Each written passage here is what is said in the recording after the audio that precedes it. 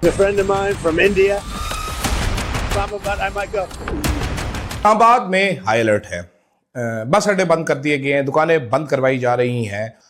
खबर कुछ यूं है कि अबू ट्रंप आ रहे हैं। Trump uncle is coming, Trump uncle is waiting to come. और ट्रंप किसी रियासत के लिए विचोलन का किरदार अदा करना वो शायद कोई पॉजिटिव नहीं है, मगर चूंकि पाकिस्तान को तो पैसे कमाने हैं। कि ट्रंप अचानक पाकिस्तान क्यों जा रहे हैं, असली सवाल ये है कि इससे भारत को क्या कुछ फायदा होने वाला है।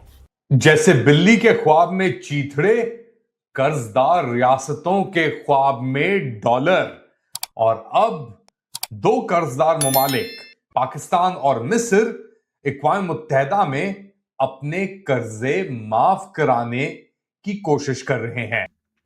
यह रेसिपी फॉर डिजास्टर है, लेकिन इसको इंप्लीमेंट किया गया है। पाकिस्तान बता दें कि इस पूरे मामले में सिर्फ एक मीडिएटर है, लेकिन असली फायदा किससे मिलने वाला है? जवाब है भारत। इंडिया क्वाइटली अपनी स्ट्रेटेजी से मजबूत हो रहा है। एनर्जी सिक्योरिटी हो या फिर ग्लोबल पोजिशनिंग हो या फिर इकोनॉमिक स्टेबिलिटी, यहां पर भारत की पोजीशन काफी स्ट्रांग है। तो कुल मिलाकर देखें तो शोर पाकिस्तान के नाम का जरूर है, लेकिन फायदा भारत का जबरदस्त हो रहा है। प्रेसिडेंट ट्रंप तो बार बार आसिम मुनीर के, जिसे कहते हैं ना, सदके जा रहे होते हैं। वो कह रहे हैं कि मेरा तो बहुत ही चहेता प्यारा फील्ड मार्शल है, और पाकिस्तान के फील्ड मार्शल और उनके जो हामी बूट पॉलिसी हैं, उनकी जो फख्र से सांसें हैं वो फूलती चली जा रही है। तो का ये इरादा है पाकिस्तानियों का कि अगर तो हमारा ये जादू चल गया, जादू है, नशा है हमारे फील्ड मार्शल का, तो हम ये जो कर्जा है 131 अरब डॉलर का, ये माफ करा देंगे। नमस्कार दोस्तों, स्वागत है आपका भारत नाव में। दोस्तों, डोनाल्ड ट्रंप ने ग्रीन सिग्नल दे दिया है कि वो इस्लामाबाद जाकर पीस टॉक की मीटिंग को अटेंड करेंगे। अब इस मीटिंग का जो भी नतीजा हो, भारत के लिए इससे फायदा ही है। अगर मीटिंग सक्सेसफुल हो जाती है तो भारत अपनी तेल की जो जरूरत है वो स्ट्रेट ऑफ हॉर्मुज से पूरी कर सकता है, वो भी सस्ते दामों में। और अगर जंग आगे बढ़ती है तो भारत ने अपनी रिक्वायरमेंट और डिमांड डाइवर्सिफाई करके रखी है।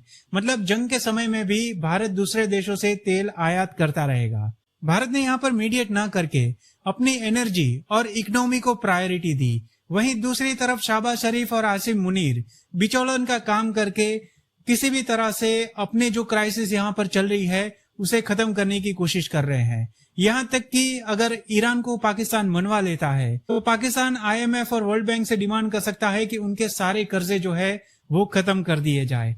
मतलब सारा का सारा खेल और माथापच्ची शाहबाज शरीफ और आसिम मुनीर कर रहे हैं ताकि कर्जों को किसी भी तरह से माफ करवा दिया जाए। अब देखना यह है कि ट्रंप की ये दो बिचौलने कितना खरी उतरती है ट्रंप के आदेश के ऊपर। खत्म हो जाती है इससे तो हो ही जाए ये जंग एक बार खत्म। हम ये जंग खत्म करा कर ही छोड़ेंगे, क्योंकि आपको ये मालूम है कि दुनिया में कहीं भी जंग हो, 3 मुल्क उससे शदीद मुतासिर होते हैं। 2 जो जंग लड़ रहे हैं, एक है पाकिस्तान। तो पाकिस्तान को कुछ ना कुछ इस विचोलन के काम में फायदा हो रहा है। आपको याद होगा कि विचोलन की एक इस्तिलाह वो जो रिश्ता कराने वाली माई होती है उसके हवाले से है। मैं उसकी इज्जत करता हूँ, बड़ा इंपॉर्टेंट काम है, मगर विचोलन जो काम करती हैं वो उन्हीं को सूट करता है। मगर वही काम अगर पाकिस्तान की रियासत करेगी तो जाहिर है उसको तो सूट नहीं करता। इसीलिए ईरान ने भी कहा है कि भाई पाकिस्तान हमें मीडिएशन की जो फैसिलिटी दे रहा है उससे ज्यादा मैसेंजर बनने की फैसिलिटी दे रहा है। यहाँ पे मिलिट्री इंटरवेंशन इतनी है, यहाँ पे फील्ड मार्शल उरूज पे चल रहे हैं, गल्फ स्ट्रीम के अंदर दुनिया के कॉन्फ्लिक्ट्स अपने सॉल्व करा रहे हैं। टके की इन्वेस्टमेंट, टका तो नहीं कहना चाहिए, रुपी की इन्वेस्टमेंट नहीं आ रही आपके मुल्क के अंदर।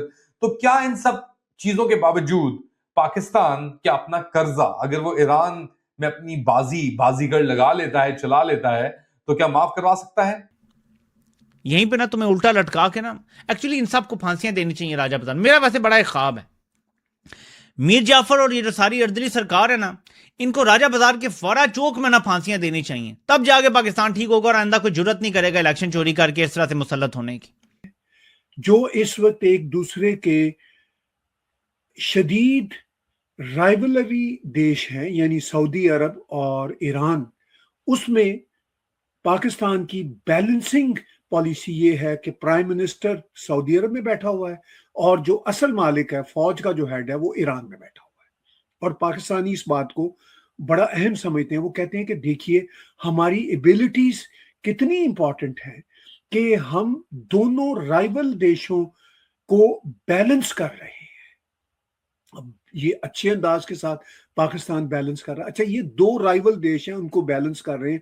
एक तीसरा देश है जिसका नाम अमेरिका है और उसका काम पाकिस्तान के फील्ड मार्शल ठीक ठाक तरीके से कर रहे हैं। यानी ईरान में वो on behalf of American administration बातें करने के लिए पहुंचे हुए हैं, वो वहां मीडिएशन नहीं कर रहे।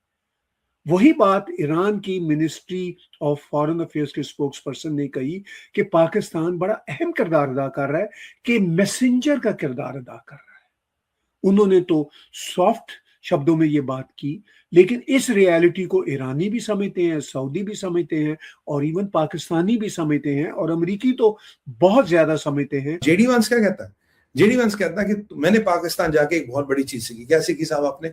कि why my boss says they can never have the nuclear weapon. Okay, now I wanted this on the deal, but now when I go on the table, I want this on the deal. कि आप बेटा बटेर लेके आओ, पहले बटेर से काम चलता, अब टर्की लेके आओ, नॉट कंट्री टर्की, उससे बड़ा चीज लेके आओ and give us a mouth watering deal. Then only ये जो विचोलन वाला किरदार है, ये पाकिस्तान बहुत ही अच्छे ढंग के साथ निभा रहा है, ऐसा ही नजर आ रहा है।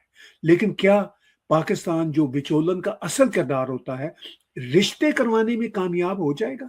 यानी ईरान की IRGC और प्रेसिडेंट ट्रंप के, जो वैसे भी अपने आप को डिपिक्ट कर रहे हैं जीसस क्राइस्ट के रूप में, तो ये अब देखना है कि जीसस क्राइस्ट के रूप में डिपिक्ट करने वाले प्रेसिडेंट ट्रंप का जहादी मुल्लाओं के साथ निकाह हो पाता है या नहीं हो पाता। ये तो हम कह सकते हैं कि नाकाबंदी कर दी है, और नाकाबंदी को अब 48 से कोई 60 घंटे का टाइम हो गया है और अब तक उनकी नाकाबंदी कामयाब चल रही है, क्योंकि ईरानियों को भी अपने जो मामलात हैं उसकी समझ आ चुकी है कि वो भी अब लड़ने के मजीद काबिल नहीं रहे। क्या जो एशिया टाइगर्स से बड़ा पड़ा है, और हामिद मीर ने पिछले दिनों कहा था कि आने वाले दिनों में पाकिस्तान एशिया टाइगर बन जाएगा। वो भूल गया था कहते हुए कि चाइना बहुत बड़ा टाइगर है, भारत को तो वो है टाइगर समझते नहीं है ना, बाकी जापान को भी वो टाइगर नहीं समझते, इवन वो मलेशिया इंडोनेशिया को भी ऐसे ही समझते हैं।